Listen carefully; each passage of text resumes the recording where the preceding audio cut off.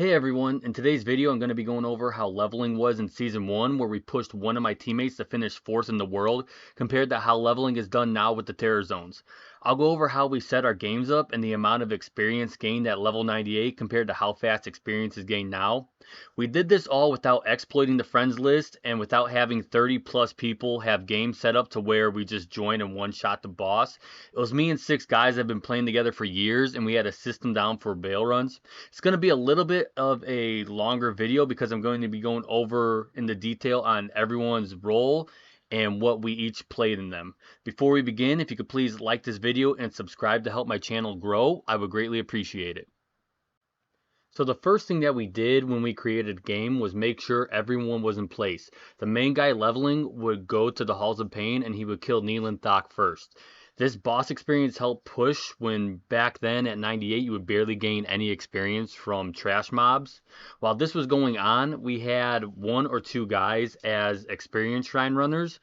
They would start out in either Stony Fields or Cold Plains, and then they would teleport around since these places have a pretty decent amount of shrines and the best chance for an experience shrine to pop up. And if there was none there, then they would check the Bloodmoor for a 3rd spot. While those guys were shrine hunting and the main guy was killing Thok, we had a designated teleporter for Bale runs. What he had to do was teleport to the throne, obviously as fast as possible, and after the waves were cleared, he wait for Bale to walk into the Worldstone Chamber. With doing this, it locked in the maximum experience gain so that he could leave right after and make a new game and start to pre-teleport.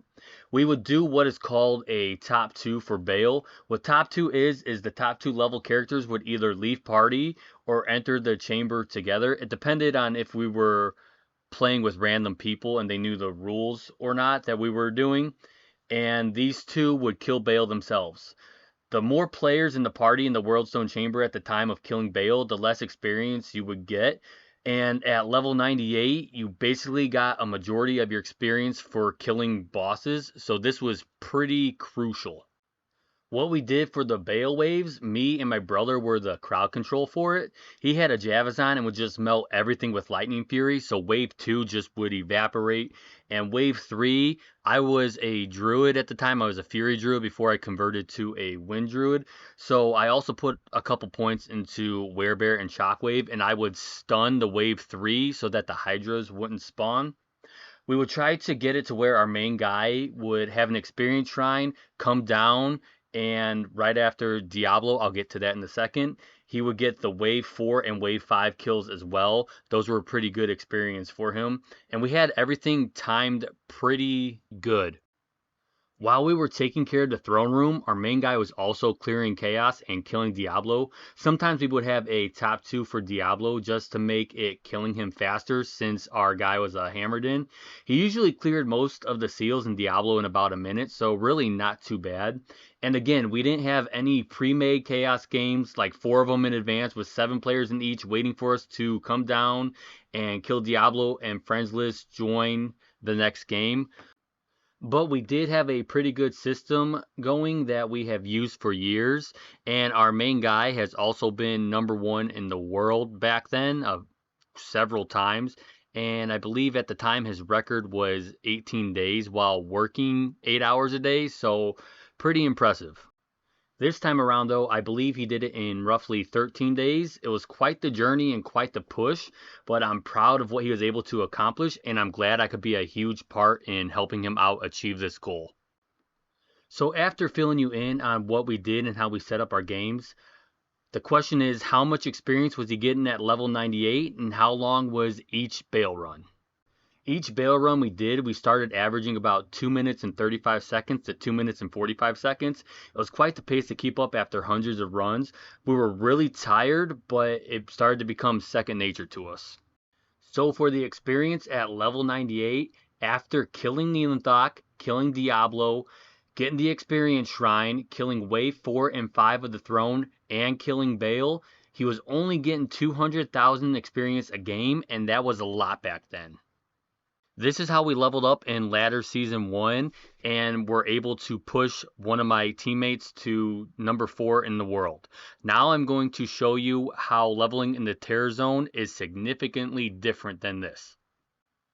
For the Terror Zone leveling, I'm in a one-player game online with my 97 Wind Druid to put into contrast with experience gaining compared to 98, and an 8-player Bale only run without top 2. I don't remember the exact number, but I get about 130,000 experience per run.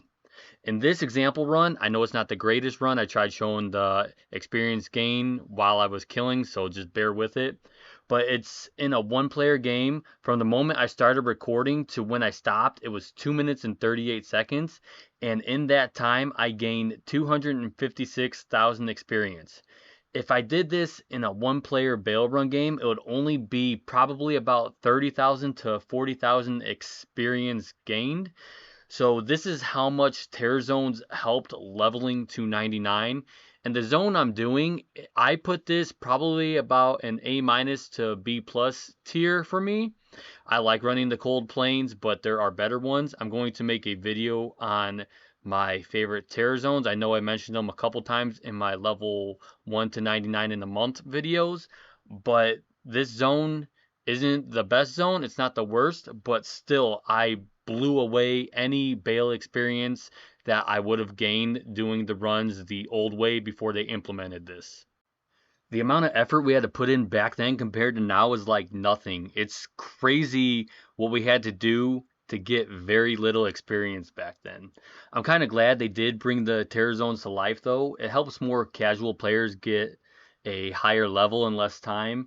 And I do enjoy going to the different areas of the game, and like Act 3, I know that jungle is just a hassle. It was back then with the old graphics, but it's nice to at least get to experience for a little bit. So I do enjoy seeing the different scenery. It's just a little refreshing and it helps me not get burned out so much while I'm leveling. I hope you guys enjoyed the video. I've been wanting to make a video showing how we leveled up in Ladder Season 1 compared to the Terror Zones for a while now, and I finally just dove right into it. I hope this makes everyone appreciate the Terror Zones a little bit more after seeing the struggles we had to go through to make it to the top. Thanks again for checking out my video, and if you could please like this video and subscribe to my channel, I would greatly appreciate it.